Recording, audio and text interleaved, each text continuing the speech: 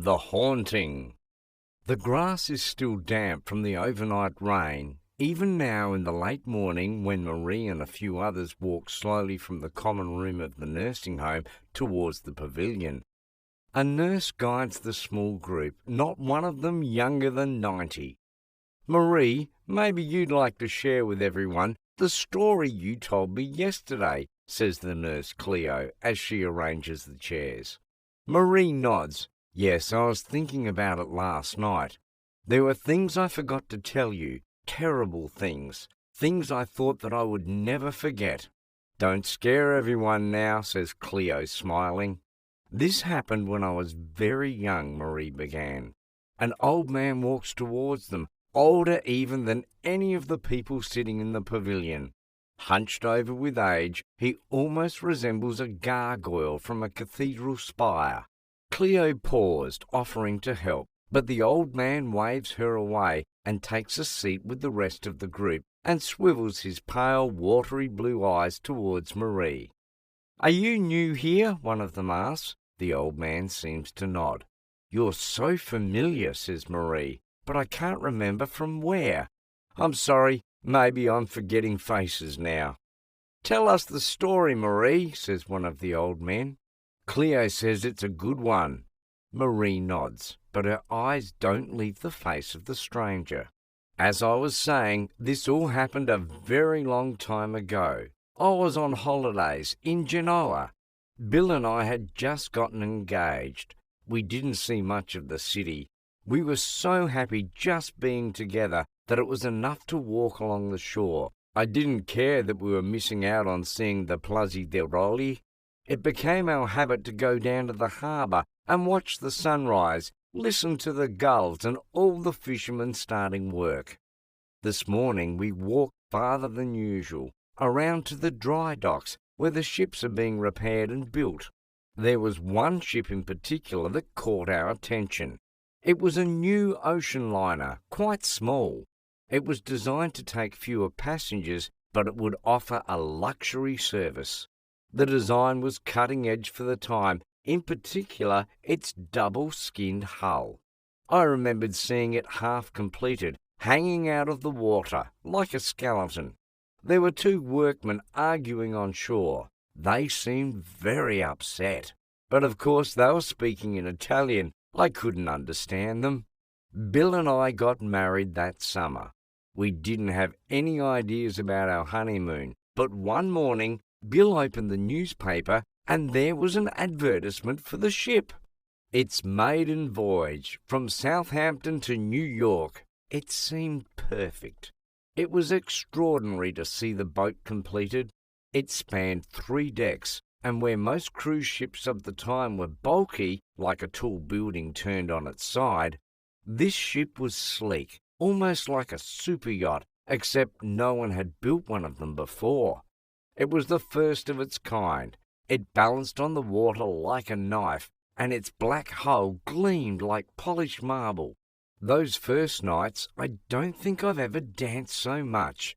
The band played late into the night, and most of us on board were young and there to enjoy ourselves. But there was one man who wasn't having fun. He wouldn't dance. He only sat there in the corner, drinking. He was a crooked, sour-faced man. He had dark circles under his blue eyes, like he hadn't slept in weeks. His clothes were expensive, but unclean. I remember thinking he must have been a manual worker, because his hands were covered in tiny white scars. Everyone thought it best to keep away from him, but I made the mistake of talking to him one night. He claimed to have been an engineer who worked on the construction of the ship, and he told me this nasty little story about punishing a worker who'd made mistakes during the ship's construction. I could smell the alcohol on his breath, so I didn't take him seriously. It just seemed like the ravings of an unpleasant drunk. The thing is, I think part of the reason we all danced so late is that none of us wanted to go to bed, because as soon as you went to bed, all you could listen to were the sounds of the ship at night, the wind and the waves and the creaking of the hull. These were all normal sounds, but there were other things. voices. At first I thought it must be my mind playing tricks on me, but when I finally told Bill what I heard, he said he'd heard it too. A friend we had made on board, Lucy, said maybe it was a ghost. People were much more superstitious back then. It didn't seem like a strange thing to think. But then, every night, we'd get dressed up and we'd go to the ballroom, where the musicians were waiting for us in their evening suits. And the music would start and we'd get to our feet and dance and forget all about the voices. I can still remember the feeling of being out in the Atlantic, so far from everything. Nothing but the ocean for miles, dark clouds rolling across the endless sky, a gentle pitching of the ship whenever we met a wave. A week into the voyage, the strange voices became harder to ignore.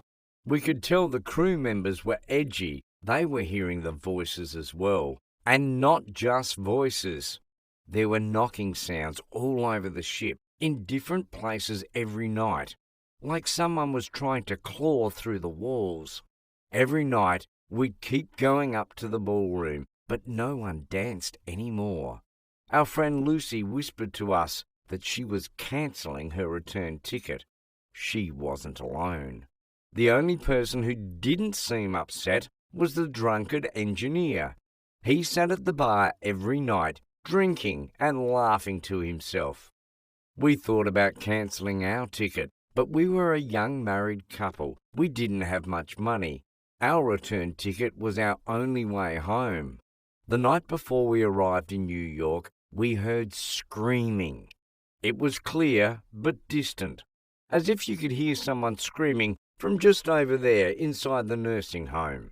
The moment we landed, there was nearly a stampede to get off the ship. We only spent a few days in New York. It wasn't as long as we'd hoped, but Bill had to get back to work. The city must be so different today, but even then it was an extraordinary place. I'd never seen so many people all at once, and the skyscrapers. It was almost enough to make us forget about how strange our journey had been. By the time we were getting back on board the ship, we were feeling like maybe, somehow, we had imagined the whole thing. The first night the ballroom was nearly empty. Even some of the musicians had decided not to come back on the return voyage, and those that were left played to drown out the screaming. On the third night we were woken. The noise was like a loud, dull thud, different to anything we had heard so far. Bill ran out of the cabin. When he finally came back, he was pale as a sheet. "Don't go out there," he said. "A boiler exploded. There were 6 men in the room. They're all dead."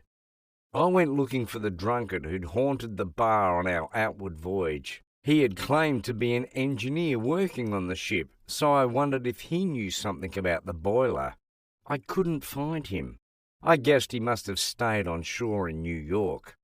The closer we got to home, the fainter the screaming sounds became, until by the time we were disembarking at Southampton, we could hardly hear them at all. They weren't even like screams anymore, just a faint, desperate whine. I kept hearing stories about that ship as the years went by.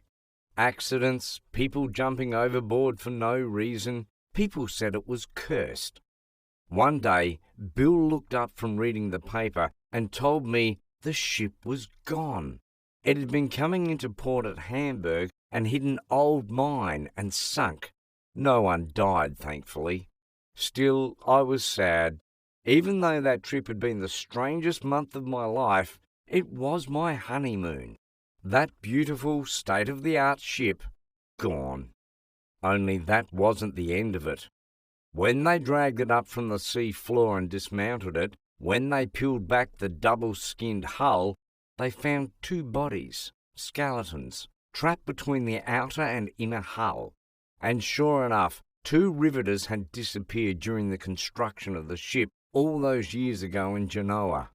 Finally, they had been found.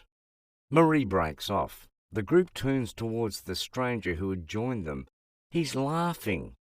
"I'm sorry," he said. "I'm sorry to laugh. It's just..." Laughter shakes his ancient frame. His hands wipe away tears of mirth. "I do know you from somewhere," said Marie. "It was a long time ago. I drink less now. Back then I drank to drown out their screams. But now you can see all I can do is laugh. I remember you from the ballroom, the honeymooners." The old man leans forward in his seat. "Do you know how perfectly my design needed to be executed for that ship to succeed? And all the time I was surrounded by lazy scroungers who refused to pull their weight. Those two were the worst of the lot. It was easy to lure them into the space between the hulls. 'Last-minute welding,' I said. 'I'll pay you double.' They believed it.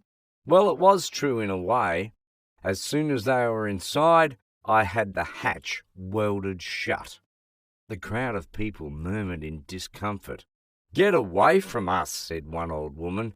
"You're cursed like that ship." Marie sits very still, an expression of horrified revulsion on her face. The old man shrugs. "I'm too old for jail," he says, "and I already know hell." He lifts his black hat in farewell. They watch him walk away across the damp grass. Cleo, the nurse, watches him anxiously. Without warning, the old man lifts his face to the overcast sky and screams. "The same sound," Marie whispers to herself. "The same voice."